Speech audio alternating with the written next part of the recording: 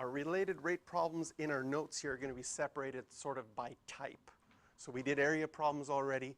Here we have some volume problems. So we've got, you can draw a picture of this. You've got some sort of place where they have big rocks. Oh, look at those big rocks. And then they get crushed. And then they get put on a conveyor belt so that they dump onto a nice pile of little gravel pieces. So this is what's happening, and gravel is falling on this pile, making a perfect cone at the rate of 4 meters cubed per hour. Okay, you know how big a meter cubed is? You take your meter square, you go up a meter, you imagine a big box full of gravel, and 4 of those big boxes are falling onto this pile per hour. Now they tell us that the diameter is always double the height. So that's an important piece of information for this question.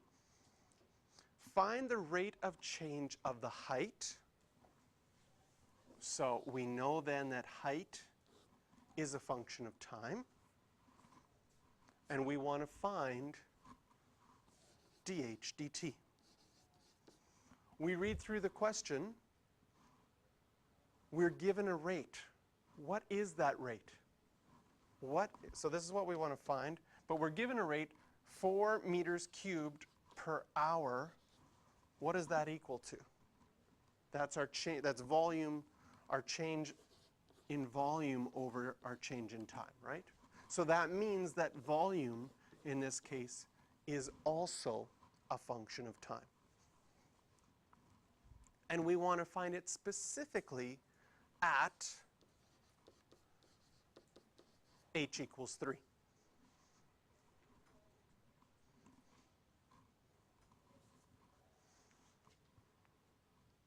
So do you have a formula that involves volume and height of a cone? Yes. Volume 1/3 pi r squared h.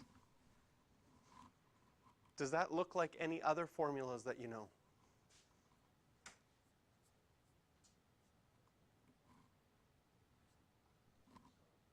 Looks like a cylinder formula. So if you think of a cylinder,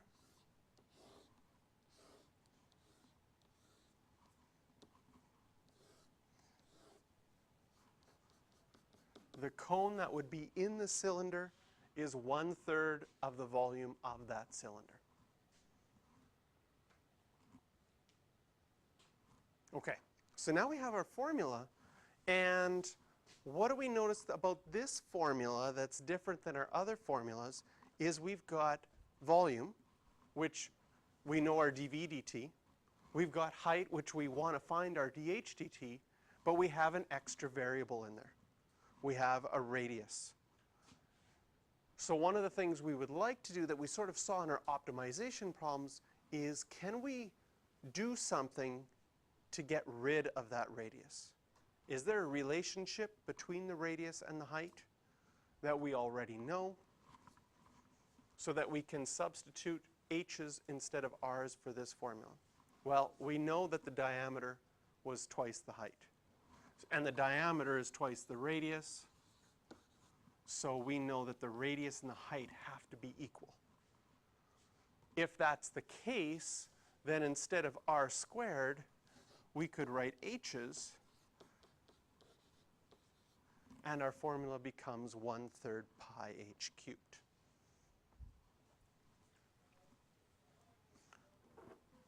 We can now take the derivative with respect to time. Derivative of our volume is going to be 1, and then because of the chain rule and implicit differentiation, you'll get dv dt. Here, the derivative, the 3 would come out in front, canceling out with that 1/3. Then the derivative of h comes dh dt, because both volume and height are a function of time.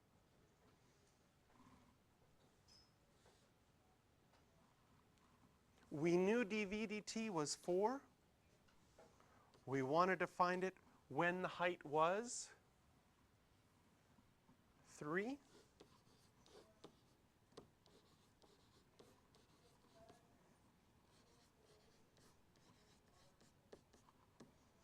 So we get dh dt is 4 over 9 pi. What were our units? Hours and meters.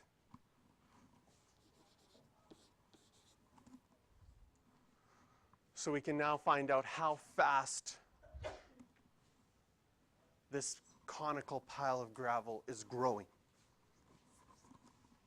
And maybe they want to find out exactly when it reaches the top of that conveyor belt so that they can move everything over to start a new pile.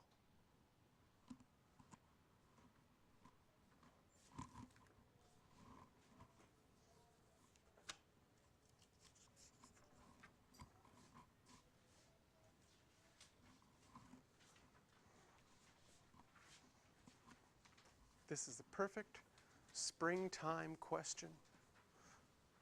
We've got a snowball and it's melting. Its volume is decreasing at 1 centimeter cubed per minute. That is good springtime Winnipeg weather. That means 1 milliliter per minute. Sometimes feels like that's how slow it is for everything to melt. At what rate is the radius decreasing when the radius is 5 centimeters? So how fast is the radius getting smaller at 5 centimeters when you're holding the snowball and slowly watching it melt perfectly, spherically the whole time? It's like this beautiful snowball. Well, what do we know? We want to find dr dt. That's what we want to find. So we know that radius is a function of time.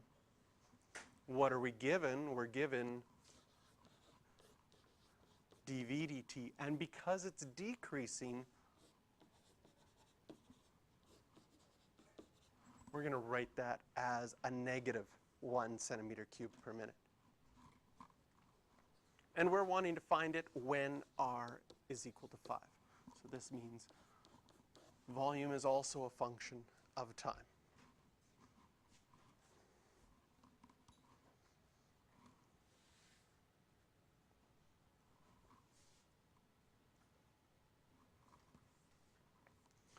So we have to think of our formula. How do we relate volume of a sphere with radius? Well, we wrote that one down before. 4/3 pi r cubed. Again, since you saw that the derivative of volume was surface area, that's another way that might help you remember these formulas. And now we can take the derivative with respect to time of this entire function.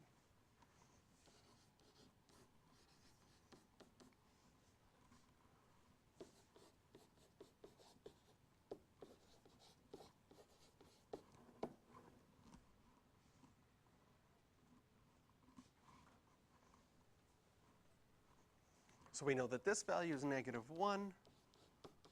We're finding it when the radius is 5.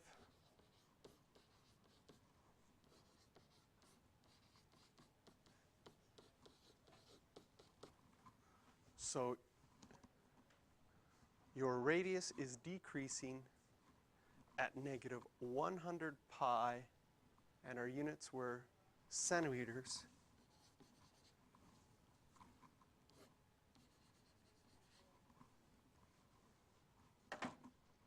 per minute.